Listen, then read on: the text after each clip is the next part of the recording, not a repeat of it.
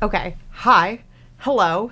Here to tell you about my Memorial Day adventures in Mexico City. It's my first time going. I went with my parents and also my mother in law, which was its own adventure, Like maybe I was a little too ambitious in trying to combine all those people together, and traveling with senior citizens is also an experience.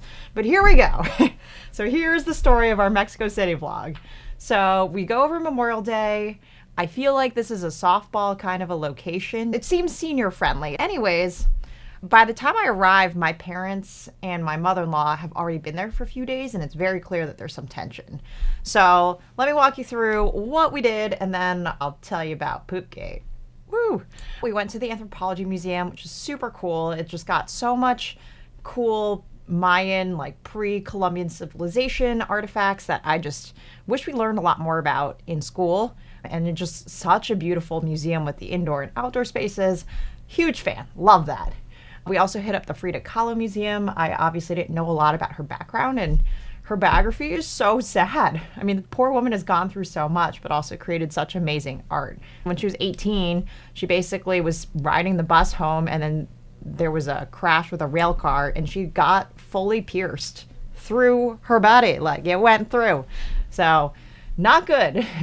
Then we did a food market tour. Parents had a good time there. We tried some cool fruits and vegetables, Mexican coffee, all sorts of tacos. I left very full and happy. That was great.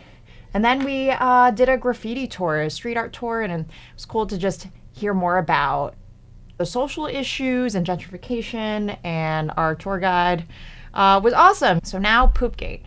So obviously when I arrived, the parents had been together for a couple days, and there was an obvious amount of tension. And then a couple days in, my mother-in-law comes to tell me that she found that someone had pooped in her bathroom and left it there, and there was also a poop streak in the kitchen. And so she thought that maybe my dad maybe had diarrhea and didn't make it to the bathroom or something, and left it in her bathroom, and she thought it was really awkward that no one was bringing this up. So then I asked my mom and my dad whether they'd recently had diarrhea, or maybe had pooped in the kitchen, or had an accident. And my mom was so mad. She was like, I cannot believe that your mother-in-law would think that either me or your dad would poop in the kitchen. We don't understand. This is insane. And so then I spend the whole day, playing defense between the two of them. I text my sister. I'm like, what do I do? This is obviously very awkward that, maybe someone pooped in the kitchen on the floor. Maybe not. I don't even know how to address this. At the end of the day, I guess my mom confronts my mother-in-law, and I guess they find some sort of resolution, so at least they left me out of it. But they decided, or my mom decided, that maybe someone else had entered the apartment, the Airbnb, while we were gone, and pooped in her bathroom and on the floor. And maybe this is plausible, but it also is disconcerting in its own way, because why are people entering our Airbnb without our permission?